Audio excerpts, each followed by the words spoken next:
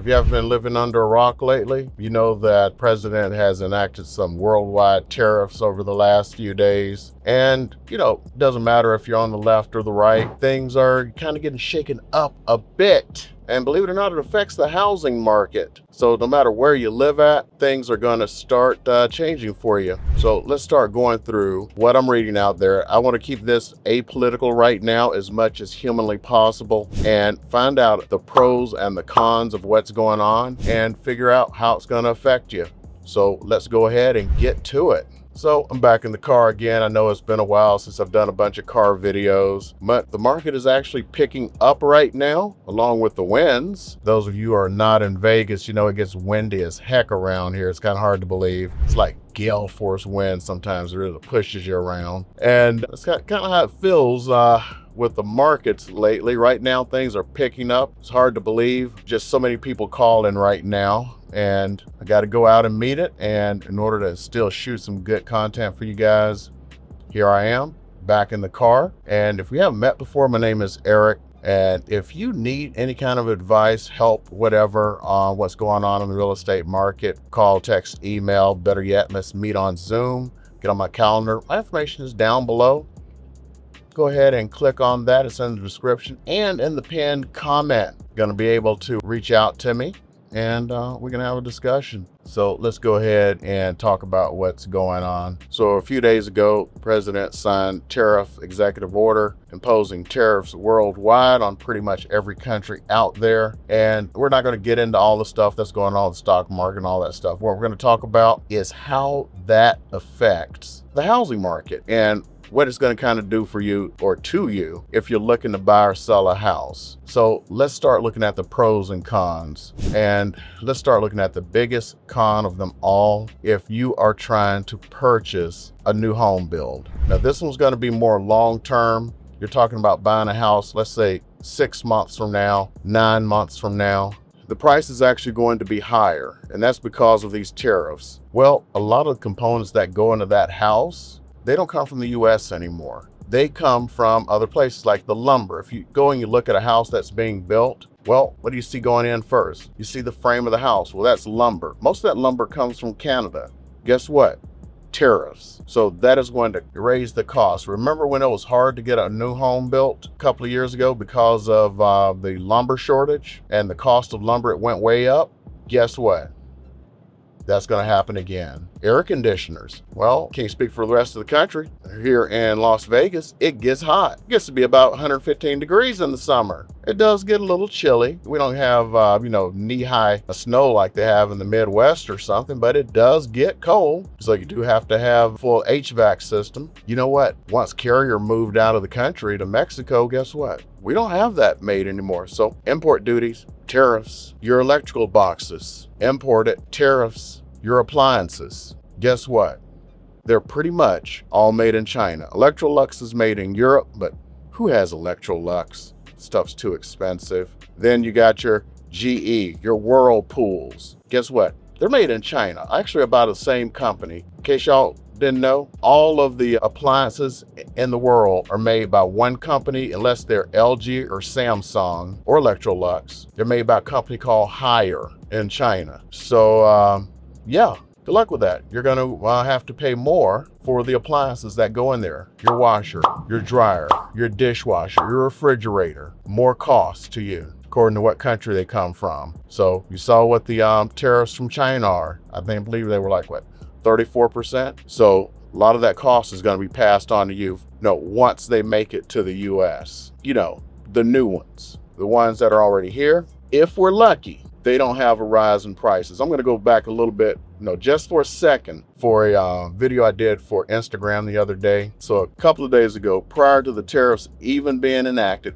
prior to them even being signed, somebody put a post on Nextdoor, a local Subaru dealership. They were there to buy a used Honda. They had been in negotiations for several days. They go back and the dealership told them that the price was higher now. When asked why the price was higher, they said because of the tariffs. Now, listen to what I'm saying.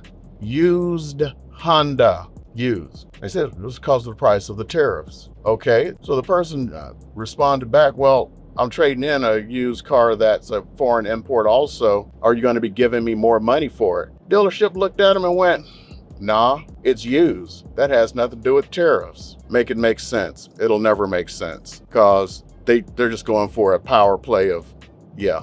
So expect prices of the stuff that's already here possibly to go up. So even if you're not buying a new built house, expect stuff to go up because everyone's going to see a way for them to make more money. So we've just talked about that. We're not going to get into labor just yet. Right now, economists are saying over the next few months, the average price to build a new house is going to go up $9,200 just from the cost of all of these tariffs. So expect to spend about $9,200. Let's just call it 10,000, what it is, that you're going to be spending extra to buy a new house. Well, you go like, okay, well, I'll just buy a pre-built house or a pre-owned house. Okay, remember that example I just gave to you about the Subaru dealership here in Las Vegas? What they did? You think the owners of the pre-built houses aren't going, well, the new home builds are going up. Shouldn't I charge more? So just possibly expect that. Now, there's the other part of that formula that's also a con that people need to watch out for. Remember, everything is going to be going up. Everything.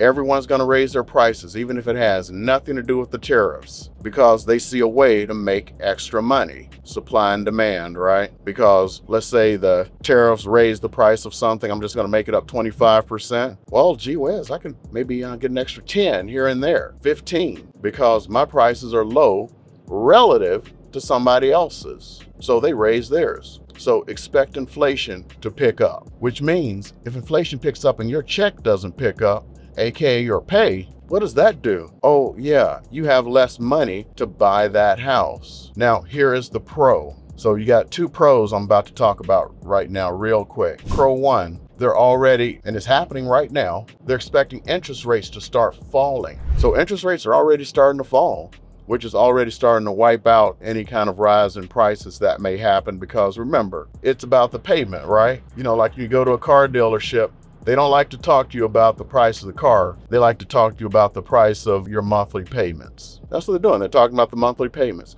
Well, you know, your monthly payments are going to be this, that. A lot of people do that. I mean, that's one of the biggest things I saw, especially when the interest rates went up. You know, a person would talk price. They would talk price of the house, price of the house.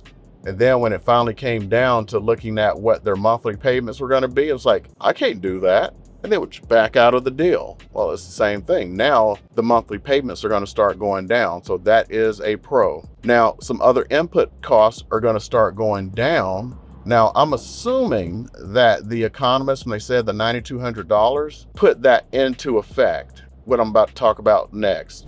Oil prices are already starting to go down because that's starting to get priced into the oil market, and OPEC Plus has already started pumping more oil. So the effects of the tariff and OPEC Plus pumping more oil has already started causing oil prices to start going down like crazy, which means gas prices are going to go down like crazy, which is going to affect input prices of, you know, the delivery of goods, which will actually reduce certain costs. So if you're, do a lot of driving, you may save yourself, like let's say you spend $400 a month on gas. You may save yourself $1,500 a month on gas, which can go towards other things. I don't know if it's going to wipe out, what you're paying on, the cost of tariffs, because I don't know how much is going to get passed to you, but it is going to lower a certain input cost. It's going to lower your cost of driving. So those things will help you out. So with lower interest costs and with lower gas prices, you will have some reliefs right there. So what should you start thinking about doing if you are looking to buy a house? You need to start looking at the prices, where they're going. Have people started factoring in raising prices because of this? Remember, I'm an advocate of new homes right now purely because they buy down interest rates and they pay closing costs for a lot of them. Like I said, the latest one, they really got a really great interest rate. Plus they got their closing costs, got the home that, is near where they're going to be working, the whole 9 yards. I mean, that's a real good plus for them. But what about, let's say 6 months from now, interest rates dropped and it was the same as they got there. Was it the same plus? Well, I don't think they're going to drop to the interest rates they got because, right now they're saying interest rates should definitely fall below 6%. So is it worth hanging around until interest rates fall below 6%. I would venture to guess to say it is worth waiting until interest rates fell below 6%. Because when they fall below that, it is going to be a bloodbath of people buying. But the real bloodbath is if it goes below 5%, because that is just going to be the magic number. Hopefully not too many people will be affected by job losses if this happens. The big thing the president is talking about with these tariffs is it'll bring American jobs back. We actually do have low unemployment. I don't want to get into any of the politics, okay? They want to make America a manufacturing hub, and there's a good reason. We don't have the capacity to manufacture a toothpick anymore. The Chinese produced more Navy ships last year than the United States produced over the last decade. We don't have the capacity, and I see what he's trying to do. Thing is, you can't just create a new shipyard tomorrow. It'll take a decade to do that. Do we have the capacity to do it, within the next 5 years, 3 years? I don't know. Government action should have taken place a lot longer than this, and it could have happened without tariffs. The government could have just done it. The government can do a lot of things. You don't just have to depend on private action to do it. But you know what?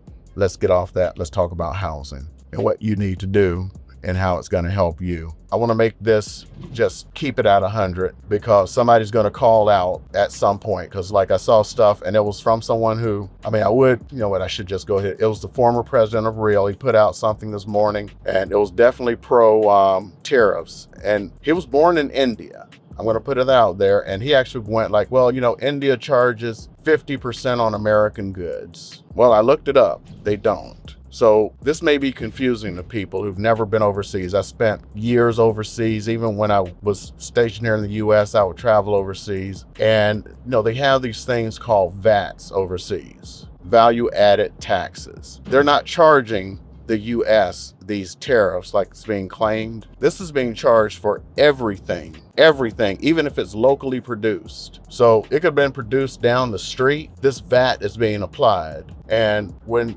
they're looking at these numbers and they're saying, oh, they're charging 50% on American good. No, these are the value added taxes throughout the chain. So in the end, it's 50%. It's like when somebody goes, oh, if you want to live in Canada and pay 50% taxes, what they're doing is lying through statistics. Okay, so about progressive taxes. On the first, 27,000 of your income. I don't want to say it's 27, it's whatever it is, because somebody's going to try to call you out on it. We're just going to say it's 27. You don't pay any income taxes now. Then after that, next, we're just using round numbers, $10,000, you pay 10%. Then the next amount, you pay 12, and on like that. That's called progressive taxes. They do the same thing in Canada. Well, at some point, you're going to pay it the maximum tax. Well, they have provinces and territories in Canada. Well, just like we have states. Well, they have provincial tax. Well, if you do the same thing in the provinces, so you take the maximum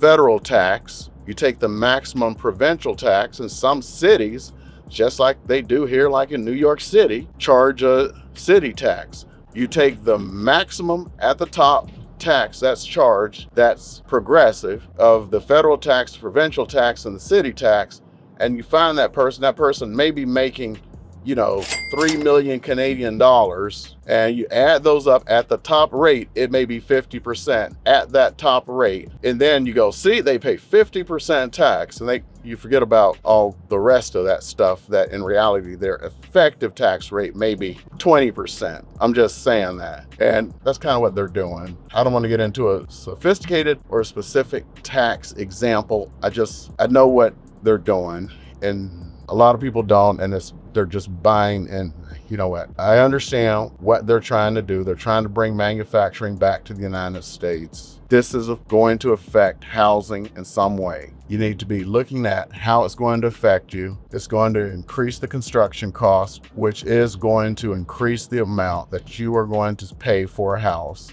On the flip side, the bottom line is you are going, wow, 2 Cybertrucks at the same time. Are they together? Wow, I'm sorry.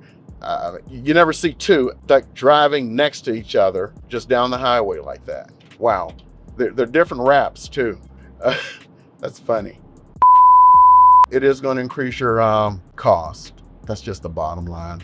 Increased costs, nothing more. About $9,200 is what the economists right now are saying. But you're going to have lower interest rate, which means you're actually going to be paying less per month, which is going to, in a way, help you be able to afford a house. You're going to be paying less for gas. Those lower interest rates are also going to be effective for things like cars. Thing is, when you're buying a car, it will be more expensive. It's a foreign-made car. There is an automatic tariff on foreign-made cars, but most cars, even foreign labels, are made in the US. Believe it or not. A lot of US badged cars are actually made in Canada and Mexico, which means you could end up paying more for them and actually less for foreign cars. Most BMWs are actually made in the US, the same thing for Toyotas. Go figure. But that is American manufacturer, believe it or not. So that's actually the funny part about it. So right now, it's gonna be some market uncertainty. I would probably just pull back for about a month or two to see what happens. There's a good possibility that the tariffs were actually just enacted to get people to the bargaining table. It wasn't meant to be a long-term solution. It was just meant to get people to the bargaining table just so deals could be worked out. If you wait a month or two, all of this could be worked out and then things could go back to normal. That is my hope. I don't know what they're going to do. Sitting around pretending that we know what is going to happen, I think is just the dumbest thing in the world. Let's get away from the red and the blue and let's just try to get stuff done and just work together as Americans, okay? So if you want to work together, my information is down below in the description and in the pinned comment. My name is Eric, here to help you out. Call, text, email, better yet, get on my calendar, and I'm here to help. That's the bottom line. You know, I do a lot of my fellow veterans and military, so you know what I'm going to say. Alpha Mike Foxtrot. And for the rest of you, which is more than half my audience, help a lot of you guys too. Gonna keep them lights on for you.